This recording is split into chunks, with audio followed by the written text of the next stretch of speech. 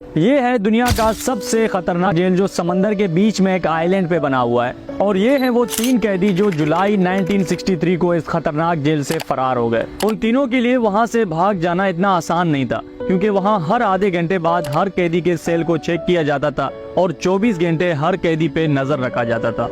ये इतना महफूज जेल था, अगर यहाँ कैदियों को खुला भी छोड़ा जाता तो भी वो इस जेल से भाग नहीं सकते थे। बिलफर्ज अगर कोई कैदी किसी तरह जेल से भाग भी जाता तो बिना कश्ती या बोट के 2 किलोमीटर एक गहरे समंदर को तैरकर पार करना नामुमकिन था। या तो वो समंदर में डूबकर मर जाते या फिर पकड़े जाते। पर उनके पास जेल से भागने का एक सॉलिड प्लान था, एक ऐसा प्लान कि उनके जेल से भागने के 10 घंटे बाद भी पुलिस को उनके जाने का पता तक नहीं चला।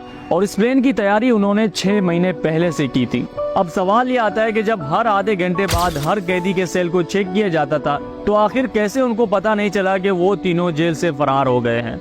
और बिना कश्ती या लाइफ जैकेट के कैसे उन्होंने 2 किलोमीटर लंबा समंदर पार कर लिया। फ्रैंक मोरिस, क्लैरिस एंगलिन, जॉन एंगलिन और एलिन वेस्ट, इस पूरे प्लान का मास्टरमाइंड था फ्रैंक मोरिस, जो इन सबसे पुराना था जेल में और उसको जेल के हर चीज का पता था कि कब कहां कितनी सिक्योरिटी होती है और कौन कौन से रास्ते जेल से बाहर जाते हैं। फ्रैंक ने सबसे पहले उन तीनों को कहा कि किसी तरह हम सबको जेल के ब्लॉक बी में शिफ्ट होना पड़ेगा, क्योंकि वहां की सेल्स की दीवारें सिर्फ 6 इंच मोटी थी, जो जेल के बाकी दीवारों से बहुत ही ज्यादा पतली थी, जिनको तोड़ना और सुराख करना भी इनके लिए आसान था। उन्होंने ऐसा ही किया। उन सब ने एक एक दरखास्त जमा किए जेल इंतजामिया के पास कि उनको जेल के ब्लॉक बी में शिफ्ट किया जाए। उनको पहले वाले ब्लॉक में कुछ मसले हैं। कुछ दिनों बाद उनके दरख्वास्त भी मंजूर हो गए और उन चारों को जेल के ब्लॉक बी में शिफ्ट किया गया। खुशकिस्मती से उन चारों के सेल्स भी साथ साथ में थे।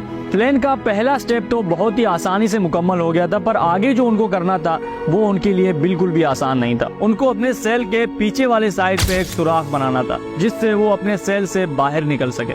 जाहिर है जेल में उनको हथौड़ी या ड्रिल मशीन तो नहीं मिल सकता था, इसलिए उन्होंने किचन से चाकू और चम्मच चुराए जिनसे वो जेल की दीवार में सुराख कर सके। पर मसला ये था कि हर टाइम पुलिस ऑफिसर्स इनके फ्लोर पे घूम रहे होते थे और बार बार झांक कर हर सेल को चेक किया करते थे।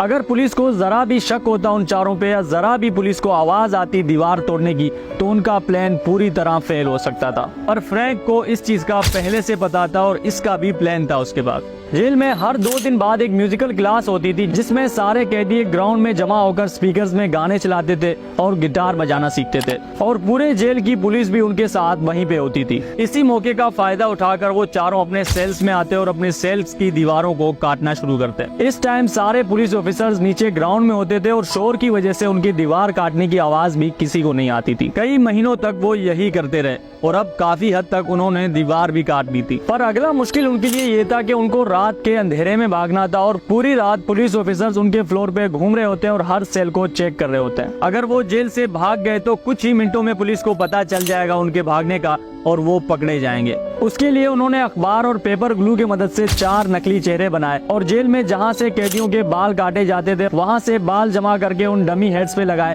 ताकि वो बिल्कुल असली लगे। उनका प्लान ये था कि जब वो जेल से भाग जाएंगे तो इन अखबार से बनाए गए चेहरों को अपने अपने बेड्स पे रख कर जाएंगे ताकि पुलिस ऑफिसर्स जब भी दूर से देखें तो उनको यही लगे कि कैदी अपने सेल में सो रहे हैं। अब तक सब कुछ इनके प्लान के मुताबिक चल रहा था और किसी भी पुलिस ऑफिसर को इन पे जरा भी शक नहीं था। पर उनके प्लान में जो सबसे बड़ा मसला था वो ये था कि अगर वो जेल से बाहर निकल भी जाएं तो 2 किलोमीटर लंबा समंदर कैसे पार करेंगे। कई दिन तक सबने मिलकर इस बारे में सोचा पर उनको कोई हल नहीं मिला। फ्रैंक ने बाकी सब तो प्लान किया था पर उस समंदर के बारे में उसको भी ख्याल नहीं आया। पर उसको उम्मीद था कि अगर सब मिलकर सोचेंगे तो इसका कोई न कोई हल जरूर निकल आएगा।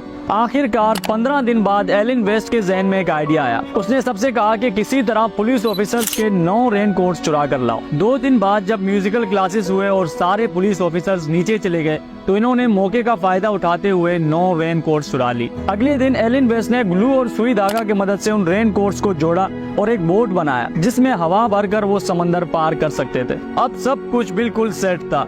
जो दीवार काटकर वो एक सुराख बना रहे थे वो भी बन गया था। अब बस उनको इंतजार था एक सही मौके का। अब उनकी पूरी कोशिश ये थी कि जो दीवार काट के उन्होंने एक रास्ता बनाया था उसको पुलिस ऑफिसर से छुपाएं। वो उसके सामने कोई ना कोई चीज रखा करते थे, कभी कोई म्यूजिकल इंस्ट्रूमेंट, कभी तकिया वगैरह। कुछ दिन इंतजार के बाद एक दिन आया जब एल्केट्राज जेल में किसी वजह से गार्ड्स की तादाद बिल्कुल कम थी और उनके लिए इससे अच्छा मौका नहीं हो सकता था जेल से भागने का। इसलिए उन्होंने प्लान बनाया कि आज रात वो लोग जेल से भाग जाएंगे रात के 10 बजे जब वो लोग निकलने वाले थे तो एलन वेस्ट ने लास्ट मोमेंट पे उनको बताया कि उसके सेल की दीवार पूरी तरह नहीं टूटा है। वो हैरान थे आखिर उसने ये बात उनको पहले क्यों नहीं बताई, पर अब वो इसका इंतजार नहीं कर सकते थे क्योंकि इससे अच्छा मौका उनको फिर कभी नहीं मिल सकता था। इसलिए मजबूरन उनको एलन वेस्ट को जेल में छोड़कर भागना पड़ा। उन्होंने जो नकली इंसानी सर बनाए थे उनको अपने बेड पे रखा और उनके ऊपर कंबल डाल दिए और उसके बाद सेल के सुराख से वो बाहर निकल गए।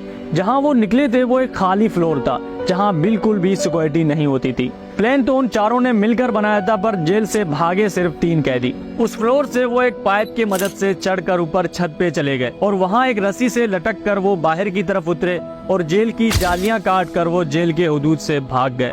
आगे जब समंदर आया तो उन्होंने रेन कोट्स की मदद से जो बोट बनाया था उसमें हवा भरा और उसमें बैठकर समंदर पार कर लिया। पूरी रात उनके गायब होने का किसी को भी पता नहीं चला। अगले सुबह जब गार्ड सब कैदियों को जगाने के लिए गए तो उनको पता चला कि फ्रैंक मॉरिस, क्लेरिस एंगलिन और जॉन एंगलिन जेल से भाग गए हैं। पुलिस ने अमेरिका के सारे इंटेलिजेंस इदारों को इतला दिया। FBI ने पूरा आइलैंड छान मारा और हेलीकॉप्टर के जरिए कई दिन तक समंदर में ऑपरेशन किए गए पर उनके बारे में कुछ भी पता नहीं चल सका। कुछ दिनों बाद एलन वेस्ट जो उस जेल में रह गया था उसने पुलिस के सामने कन्फेस किया और उनको सारी बातें बताई कि कैसे उन्होंने प्लान किया था और कैसे जेल से भागने का सोचा था, क्योंकि उसको पता था कि अगर वो ना भी बताएगा तो कुछ दिनों बाद पुलिस को खुद भी पता चल जाएगा। इसलिए बेहतरी इसी में है कि वो खुद जाकर कन्फेस करे और FBI को आज तक उनके बारे में कुछ भी पता नहीं चल सका। ये थी हमारी आज की स्टोरी। आई होप आपको पसंद आई हो।